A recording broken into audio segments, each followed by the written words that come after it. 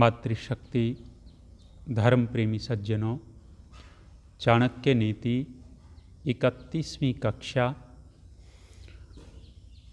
भय के विषय में आचार्य चाणक्य कहते हैं, तावत भयेषु भेतव्यम यावत भयम अनागतम, आगतम तु भयम दृष्ट्वा प्रहर्तव्यम अशंकया। कहते हैं भय से तब तक भयभीत रहें, तब तक डरते रहें जब तक सामने नहीं आया है। आशंका है कि भाई कोई हानि होने वाली है, या कोई हिंसक प्राणी आने वाला है, या कोई मनुष्य आने वाला है मारने के लिए, चोर डाकू आने वाले हैं। आए नहीं हैं, जब तक नहीं आए हैं तब तक तो कह रहे हैं कि भय हो सकता है, भयभीत रहो। लेकिन कह रहे हैं आगतम तु भयम दृष्ट्वा, जब सामने ही आ गया है भय, उसको देख करके कह रहे हैं कि डरे नहीं, और बिना डरे निशंक हो करके उसके ऊपर आक्रमण कर देवे। ये तो है बुद्धिमत्ता। अब सामने आ ही गया है, शेर सामने आ ही गया है, वो तो खाएगा तो उसके खाने से पहले अपना बचाव तो कर लेवे, अपना आक्रमण उसके ऊपर कर देवे। तो ये बुद्धिमत्ता है। कोई चोर डाकू घर में घुस ही गया है, घुस गया तो सामने आ गया है, तो जितना हमारा सामर्थ्य है बिना शंका के उसके निवारण के लिए एकदम उसके ऊपर टूट पड़े तो शायद हमारा बचाव हो जाए। आगे कहते हैं, एको उदर समुद्भूता एक नक्षत्र जातकाः न भवन्ति समः शीले यथा बदर कंटकाः। कह रहे हैं कि कोई व्यक्ति एक ही समय पर पैदा हुआ, एक टाइम पर दो बच्चे पैदा हुए, चाहे कहीं भी हों, एक गांव में या अलग अलग गांव में। तो जो दो बच्चे एक ही समय पर पैदा हुए हैं और एक उदर संभूता, एक ही पेट से पैदा हुए हैं, अलग अलग की नहीं, एक ही पेट से दो बच्चे एक ही नक्षत्र में एक ही समय में पैदा हुए हैं, तो कह रहे हैं कि वो भी समान नहीं होते। जुड़वां बच्चे पैदा होने पर न तो उनके शरीर एक जैसे होते, न विचार एक जैसे होते, न बुद्धि एक जैसी होती। उदाहरण दिया, यथा बदर कंटकाः, जैसे बेरी के पेड़ के ऊपर कांटे और बेर दोनों लगते हैं, तो कांटे और बेर दोनों समान नहीं होते। एक ही पेड़ पर पैदा हुए कांटे और बेर दोनों में बहुत अंतर है। कांटे चुभो देते हैं, कष्ट देते हैं, और बेर खाने पर सुख देते हैं। तो इसी तरह दो बच्चों का शील भी एक जैसा नहीं होता, समान नहीं होता। वेद में इस प्रकार की बहुत सारी बातें कही गई हैं। यहाँ दिया, समौ चित धस्तौ न समम विविष्टः सममात्रा चिन्ह समम दुहाते यमयोश्चिन्न समावीर्याणि ज्ञाति चित संतौ न संप्रीणीतः। ऋग्वेद का ये मंत्र है, 10वें मंडल के 117वें सूक्त का 9वां मंत्र है। यहाँ कहा है कि दो हाथ समौ चित हस्तौ, दोनों हाथ समान होते हुए भी एक समान दोनों हाथों से कार्य नहीं कर सकते। किसी का बायां हाथ सक्रिय होता है तो बाएं हाथ से ही खाता पीता है, बाएं हाथ से लिखता है, बाएं हाथ से काम करता है। किसी का दाहिना हाथ ज़्यादा सक्रिय होता है तो उसी से वो ज़्यादा काम करता है, बाएं हाथ से नहीं कर सकता। तो कह रहे हैं कि दोनों हाथ समान होते हुए भी समान कार्य दोनों हाथों से नहीं हो पाता। और कहा कि एक ही गाय से दो बछड़ियाँ पैदा हुई हों, एक ही माँ की दो बछड़ियाँ समान दूध नहीं देती, कम ज़्यादा वो हो जाएंगी। एक समान होते हुए भी दोनों में अंतर मिलता है। दो जुड़वा भाई हों, बहन हों, भाई बहन हों, वो भी एक जैसे नहीं मिलेंगे। बल, शक्ति, सामर्थ्य उनका एक जैसा नहीं होता। नाते रिश्तेदार जो संबंधी होते हैं वो भी एक जैसे नहीं होते। कोई सहयोग करने वाला होता है, कोई काट करने वाला होता है, किसी को कोई लेना देना ही नहीं होता, चाहे मरे चाहे जिए। तो संबंधी भी समान होते हुए व्यवहार समान नहीं होता। और कहा है दो मनुष्य भी एक समान दूसरे को तृप्त नहीं कर सकते। अर्थात दो मनुष्य एक जैसे दिखते हुए, एक जैसा सामर्थ्य होते हुए भी किसी अन्य को एक जैसा तृप्त नहीं कर सकते।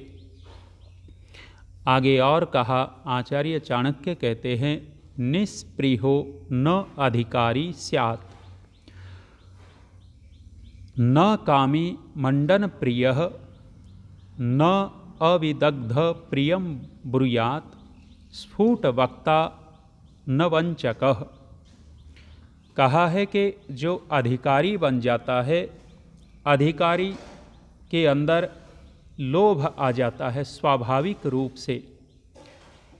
व्यर्थ के खर्चे और दूसरी चीज़ों को देख करके बचाने की रहती है कि भाई ज़्यादा खर्चा न होवे। तो यहाँ कहा है निस्पृहो न अधिकारी स्यात्। अधिकारी पूरी तरह निस्पृह नहीं हो पाता, वो बचाने के उसमें रहता है, पूरी तरह निर्लोभ नहीं हो पाता। आगे कहा है न कामी मंडन प्रियः। जो श्रृंगार प्रिय लोग होते हैं, जो अपने देह के प्रति ज़्यादा संवेदनशील होते हैं, आचार्य चाणक्य कहते हैं कि वो अकामी नहीं हो सकते, अर्थात वो कामी होंगे। जो ज़्यादा श्रृंगार करते हैं, शरीर के प्रति ज़्यादा संवेदनशील हैं, उनके अंदर वासना ज़्यादा होती है। ये फिल्मी अभिनेत्री अभिनेत्रियाँ, अभिनेता जो हैं वो शरीर तक ही सीमित मुख्य रूप से मिलेंगे। वो इतने शरीर के प्रति रहते हैं, इतने श्रृंगार प्रिय होते हैं, उनको कह नहीं सकते कि इनके अंदर वासना नहीं है।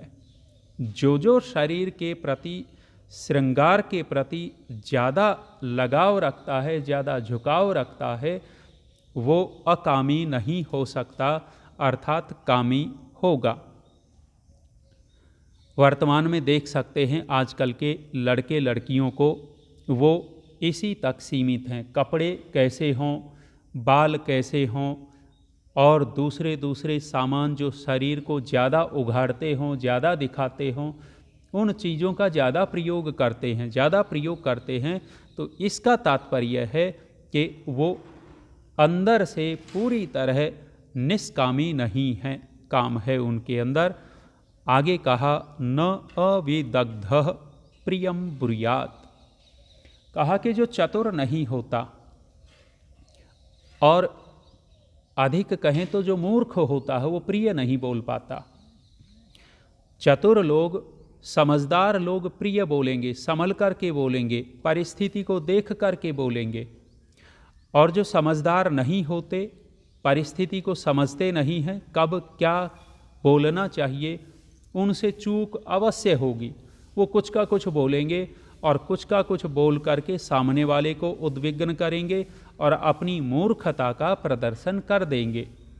तो कहा है न अविदग्धः प्रियम ब्रूयात्। विदग्धः का दो अर्थ यहाँ किए हैं, चातुर्यहीन, दूसरा अर्थ किया अविद्वान, मूर्ख। तो वो प्रिय नहीं बोल पाते। और आगे कहा स्फुट वक्ता न वंचकः। स्पष्ट बोलने वाला ठग नहीं होता। जो सीधा सीधा बोल देता है, जैसी बात है वैसी ही बोलता है। धोखेबाज है तो धोखेबाज को धोखेबाज कहता है, चोर है तो चोर को चोर कहता है, और अच्छा आदमी है तो उसकी अच्छाई गिनाता है। माने स्पष्ट वक्ता जो होता है, जैसी बात है वैसा ही कहने वाला व्यक्ति ठग नहीं होता। उसके अंदर पेट पाप नहीं होता। उसके हृदय में मलिनता नहीं होती। और जो सामने कुछ और पीछे से कुछ हो, ऐसे जो लोग होते हैं वो ठग होते हैं, वंचक होते हैं। तो आचार्य चाणक्य ने परीक्षण किया समाज में और फिर लिखा, स्फुट वक्ता न वंचकः, स्पष्ट कहने वाला वंचक नहीं होता, ठग नहीं होता। आगे और कहा है, कहते हैं मूर्खाणाम पंडिता द्वेष्या अधनानाम महाधनाः वारांगना कुल स्त्रीणाम सुभगानाम च दुर्भगाः।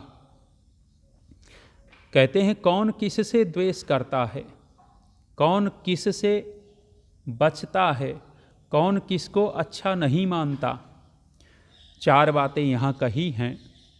कहा मूर्खाणाम पंडिता द्वेष्या, मूर्ख लोग विद्वानों से द्वेष करते हैं। कोई विद्वान हो, कोई समझदार हो, समझदार लोगों से मूर्ख द्वेष किया करते हैं। समझदार से समझदार द्वेष नहीं करेगा, विद्वान से विद्वान द्वेष नहीं करते। यदि द्वेष करते हैं तो उतने अंश में उनके अंदर मूर्खता ही है। मूर्ख लोग द्वेष किया करते हैं समझदारों से, विद्वानों से। कितना सारा बिना कारण के द्वेष बना लेते हैं। यहाँ की ही परिस्थिति देख लेवें, कोई कारण नहीं है, यहाँ काम किया जा रहा है, सारा सब कुछ कर रहे हैं, लेकिन बिना बात के कुछ लोगों के मुंह फूले हुए हैं। तो वो जो बिना कारण के द्वेष कर लिया जाता है तो वो मूर्खता कहलाती है। चाहे कोई अपने आप को चारों वेदों का विद्वान भी क्यों न कहता हो, यदि वो भी किसी योग्य विद्वान से द्वेष कर रहा है तो उतने अंश में उसके अंदर भी मूर्खता ही है। तो मूर्ख लोग विद्वानों से द्वेष करते हैं। आगे कहा अधनानाम महाधनाः, और दरिद्र लोग, धनहीन लोग धनिकों से द्वेष कर लेते हैं, अर्थात उनको इतना अच्छा नहीं मानते। धनी लोग, इसके विपरीत भी देखते हैं तो विपरीत भी मिलेगा। विपरीत मिलता है, बहुत सारे पढ़े लिखे लोग अनपढ़ों से द्वेष करते हैं, घृणा करने लग जाते हैं। और जो गरीब लोग हैं, जैसे धनी लोगों के प्रति द्वेष के भाव ले लेते हैं, तो धनी लोग भी गरीबों से घृणा करने लग जाते हैं। तो परस्पर दोनों तरफ ये घटेगा। आगे कहा वारांगनाः कुल स्त्रीणाम, जो वारांगनाएँ होती हैं, वारांगना का तात्पर्य गणिका, गणिका का तात्पर्य वेश्या, कुलटा स्त्रियां। यदि कोई कुलटा स्त्री हो पड़ोस में, गांव में या कहीं, और कोई पतिव्रता नारी हो, सुशील हो, अपने लाज लज्जा का ध्यान रखती हो, तो वो जो कुलटा नारी होगी, जो वेश्या होगी, गणिका होगी, वारांगना है, वो उससे द्वेष करेगी। वो जो शील स्वभाव वाली स्त्री है, पतिव्रता है, उसको भी भ्रष्ट करना चाहेगी। ये स्वाभाविक प्रवृत्तियां देखी जाती हैं। आगे कहा सुभगानाम च दुर्भगाः, और कहा है जो विधवाएं होती हैं, वो विधवाएं किन से द्वेष करेंगी? सुहागिन स्त्रियों से द्वेष करने लग जाती हैं। विधवा औरतों के अंदर, सबके अंदर नहीं, विचार आ जाता है कि ये भी विधवा ही मेरे जैसी हो जाए। कितनी बड़ी मूर्खता की बात है, कितने पाप की बातें मन में ले आते हैं कि ये भी मेरे जैसी हो जाए। अरे वो सुहागन है, सुहागन को देख करके प्रसन्न होना चाहिए। और अपने समाज में तो कुछ चीज़ों को, कुछ लोगों को सामने देख करके शकुन अपशकुन भी मानते हैं। जैसे सुबह सुबह उठते ही गाय के दर्शन हो जाए या सांड के दर्शन हो जाए तो लोग उसको शुभ मानते हैं कि सुबह उठते ही हमें इसके दर्शन हुए, आज दिन बहुत अच्छा होगा। सुबह सुबह ही किसी साधु सन्यासी के दर्शन हो जाए तो इसको शुभ माना जाता है, अच्छा माना जाता है। किसी विद्वान के दर्शन हो जाए प्रातःकाल उठते ही, तो इसको हमारी लोक परंपरा में शुभ मानते हैं। सोचते हैं कि आज दिन बहुत अच्छा होगा। प्रातःकाल ही यदि राजा के दर्शन हो जाएं, श्रेष्ठ लोगों के दर्शन हो जाएं, इसको शुभ माना गया है। और ऐसे ही किसी विधवा स्त्री के दर्शन हो जाएं, कोई श्रेष्ठ कार्य करने चले थे, कोई विधवा स्त्री सामने आ गई, तो ये मानना नहीं चाहिए, लेकिन मानसिकता है, उसको आप शकुन मान लेते हैं। सामने से हम श्रेष्ठ कार्य के लिए घर से निकले तो कोई खाली बर्तन सिर के ऊपर लेकर के आ गई या आ गया, खाली मटका लेकर के आ गए, तो इसको भी लोक परंपरा में अपशकुन मानते हैं। और यदि कोई भरा मटका सिर पे रख कर के आ जाए सामने, तो उसको शुभ मानते हैं। तो छोटी छोटी बातें, ये शकुन अपशकुन तो हमने जोड़ रखे हैं। वो तो जो काम होना है या बिगड़ना है, हमारे पुरुषार्थ या आलस्य पर टिका हुआ होता है, लेकिन लोक में परंपराएं इस तरह की बनी हुई हैं। तो महर्षि स्वामी दयानंद जी ने भी एक बात कही सुहागन के विषय में। कहते हैं कि जब नववधू आती है, नववधू घर में आए, नई नई बहू घर में आई, तो उसके सामने सुहागन औरतें ही जाएं, विधवा औरतें न जाएं उसके सामने। ये भी कहीं न कहीं मानसिकता काम कर रही है। और इसके पीछे माने हमारे विचारों से प्रभावित होते हैं दूसरे लोग। यदि सुहागन जाएंगी तो वो प्रसन्न होंगी, वो ज़्यादा खुश होंगी। और प्रसन्न व्यक्ति, खुश व्यक्ति, संपन्न व्यक्ति, श्रेष्ठ संपन्न व्यक्ति पास में जाएगा, तो उसके जो वाइब्रेशन होते हैं उसके अलग प्रभाव पड़ता है। और कोई विधवा स्त्री पास में जाएगी, पहले से ही वो दुखी है, और दुखी जाएगी तो अलग प्रभाव पड़ता है। तो इसलिए ये कहा कि मूर्ख लोग पंडितों से द्वेष करते हैं, निर्धन लोग धनी लोगों से द्वेष करते हैं। जो कुलटा स्त्रियां होती हैं वो कुलशील स्त्रियों से, पतिव्रता स्त्रियों से द्वेष करती हैं, और वारांगनाएं नहीं, विधवा स्त्रियां सुहागनों से द्वेष करती हैं। तो ये आचार्य चाणक्य का उपदेश। आज इतना ही, आगे फिर विचार करेंगे। ओम शांति।